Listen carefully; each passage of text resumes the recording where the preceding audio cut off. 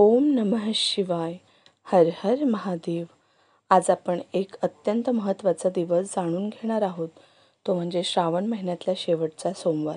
संपूर्ण श्रावण महिना शिवभक्तांसाठी श्रेष्ठ असतोच, परंतु शेवटच्या सोमवारी केलेली पूजा, जप, दान आणि उपाय यांना अनंतपटीने फळ मिळते असे शास्त्र सांगते.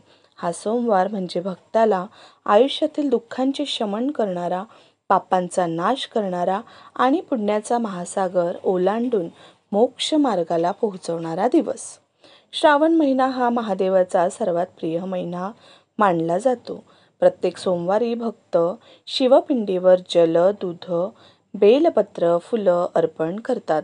परंतु शेवटचा सोमवार विशेष आहे, कारण या दिवसानंतर श्रावण महिना संपतो आणि शिवभक्तांना एक प्रकारे हा फलप्राप्तीचा दिवस येतो. पुराण कथेनुसार या दिवशी महादेव विशेषतः लक्ष ठेवतात की कोण भक्ताने श्रावणभर भक्तीने सेवा केली आणि कोणी शेवटच्या सोमवारी मनापासून उपाय केले. तर शिवलिंगावर करण्यासारखे काही महत्त्वाचे उपाय थोडक्यात जाणून घेऊ.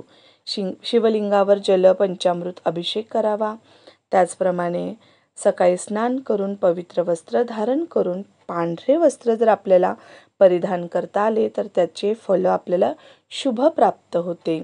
शुद्ध पाण्याने स्नान करून बेलपत्र, दुर्वा, धतुरेचे फूल अर्पण करावे आणि हा उपाय केल्याने संपूर्ण वर्षभर आयुष्यातील अडचणी दूर होतात. शेवटच्या सोमवारी काळे तीळ अर्पण केल्याने पितृदोष व नवरसांचा त्रास कमी होतो. पांढरे तीळ अर्पण केल्याने विवाहातील अडथळे, कौटुंबिक वाद, आरोग्य समस्या दूर होतात. हा उपाय पापक्षालन म्हणून देखील वेदांमध्ये सांगितला जातो. पांढऱ्या चंदनाने बेलपत्रावर ओम नमः शिवाय हा मंत्र लिहावा. ते शिवलिंगावर अर्पण करावे. प्रत्येक पान हे पाप नष्ट करणारे मानले जाते. 7 बेलपत्रांवर आपण ओम नमः शिवाय असे लिहून अर्पण केल्यास 7 जन्माचे दुःख नष्ट होते. थोडक्यात म्हणजे बेलपत्रावर आपण जर ओम नमः शिवाय असे लिहून जर ते महादेवाला अर्पण केले तर त्याचे आपल्याला खूप सारे फळ पुण्य लाभते. बेलपत्राप्रमाणेच तुम्ही धतुऱ्याचे फळ आणि काळे तीळ यांचेही अर्पण महादेवास करा. दारिद्र्य निवारण्यासाठी देखील हे महत्त्वपूर्ण मानले गेले आहे. प्रत्येक पान अर्पण करत असताना ओम नमः शिवाय याचा जप करावा. पानांप्रमाणेच निसर्गात उपलब्ध असणारी वेगवेगळी फुलं, मोगरा पांढरा शुभ्र असा जो शंकराला अतिप्रिय, गोकर्णाचं फूल जे अतिशुभ मानलं जातं, त्याचप्रमाणे कण्हेराचं पिवळं फूल, गोकर्ण पांढरी, त्याचप्रमाणे सदाफुली आणि आपल्या परिसरात उपलब्ध असलेले सर्व काही फूल तुम्ही यथासांग महादेवाच्या पिंडीवर अर्पण करू शकतात. पण त्याच्यातल्या काही फुलांचं महत्त्व हे विशेष मानलं गेलं आहे. ते मिळवण्याचा प्रयत्न करून ते फूल उद्याला महादेवाचरणी अर्पण करण्याचा प्रयत्न करा. पांढरा गोकर्ण, निळं गोकर्ण विशेष, पिवळ्या कण्हेराचं फूल देखील महादेवास अतिशय प्रिय. बेलपत्राप्रमाणेच पिवळ्या कण्हेराचं फूल देखील महादेवास आपण अर्पण करू शकतो. त्याचप्रमाणे पारिजातकाचं फूल, ज्याला हिंदीमध्ये हरसिंगार असे म्हटले जाते, ते हरसिंगाराचे फूल देखील महादेवाला अतिशय प्रिय असते. ते केल्याने फायदा होतो. आता बेलाचं पान आपण शक्यतोवर 5 पाणी बघितलेत, पण काही ठिकाणी 7 पाणी, 3 पाणी, 5 पाणी असे वेगवेगळे बघायला मिळतात. सहसा करून आपण 3 पाणी बघतो, पण 5 पाणी आणि 7 पाणी बेलपत्र फार दुर्मिळ, ते फार नशीबवान व्यक्तीला बघावयास मिळतात. जर कुठं मिळालं तर ते सोडू नका. आणि जर हे बेलपत्र तुम्हाला मिळालं 5 पाणी 7 पाणी तर त्याचा व्यवस्थित यथाविधी अभिषेक करून पुन्हा ते महादेवाची कृपा म्हणून घरी आणून त्याचा आयुष्यभर जतन करून ठेवावं. कारण हे आपल्या नशिबात असेल तरच आपल्याला लाभते असं म्हटलं जातं. ते सहजासहजी कोणालाही मिळत नाही. 5 पाणी 7 पाणी 3 पाणी आपण अगदी सहज बघतो, पण 5 पाणी 7 पाणी सोडू नका. त्याचप्रमाणे ज्या फुलांचा मी उल्लेख केलेला आहे त्यात पिवळ्या कण्हेरीप्रमाणेच पांढरी आणि निळी गोकर्ण विशेष करून महादेवाला प्रिय आहे, लक्ष्मीकारक आहे. पांढरी आणि निळी गोकर्ण जर आपण महादेवाला अर्पण केली तर आपल्याला वर्षभर पैशांची कधीही अडचण येत नाही. त्याच्यामुळे ही फुलं ही महादेवास अर्पण करा. यथाविधी महादेवाच्या पिंडीवर अभिषेक करा.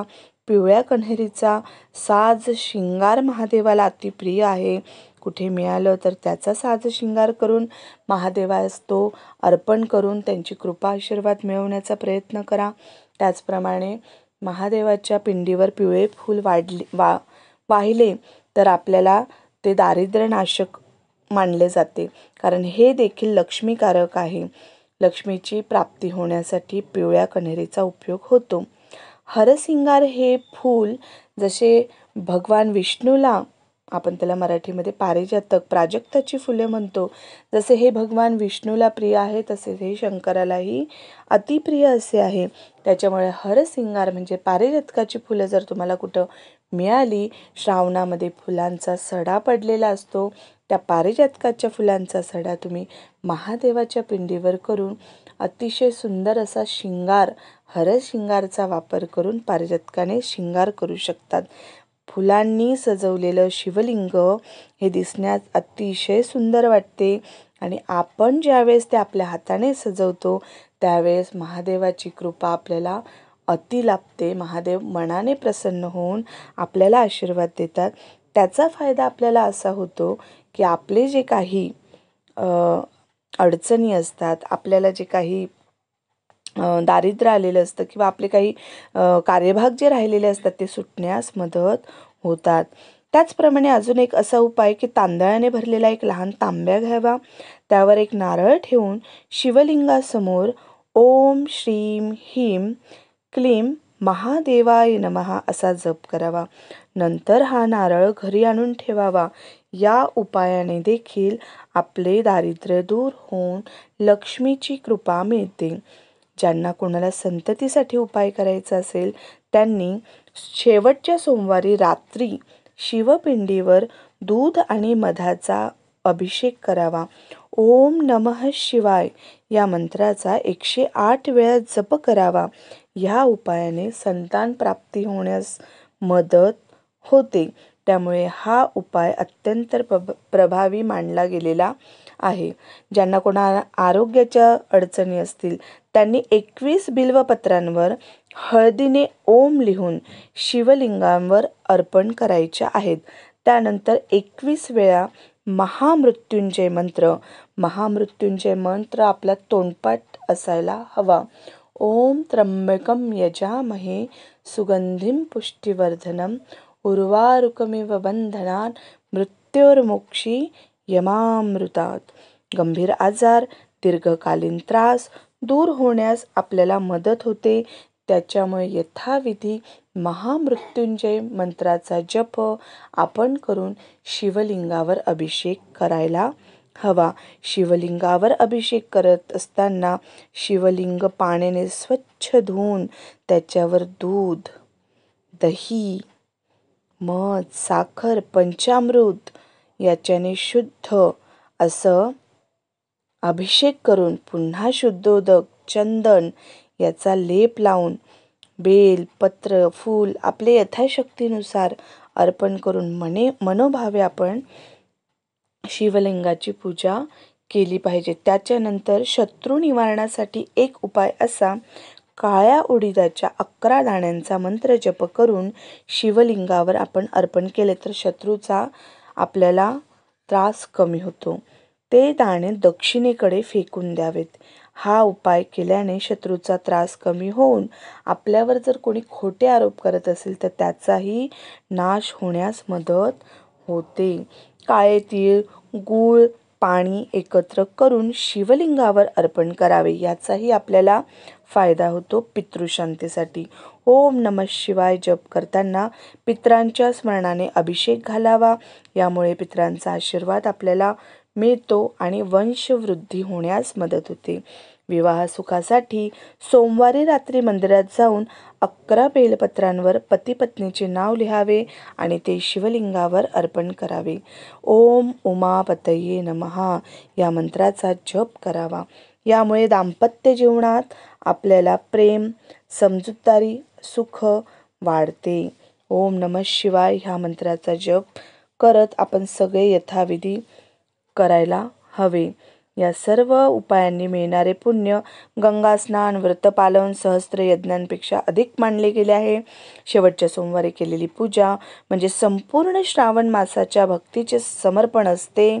यामुळे पापक्षालन होऊन आत्म्याला शांती मिळते. आयुष्य शांत, समाधानी व सात्विक बनते. मृत्यूनंतर मोक्षमार्ग सुकर होतो अशी श्रद्धा आहे.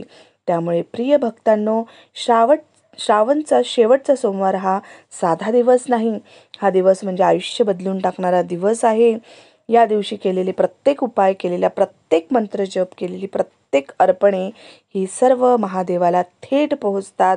यामुळे आपल्याला जीवनातील सर्व संकटांवर मात करता येते आणि आपल्या प्रश्नांचा मार्ग सुखकर होतो.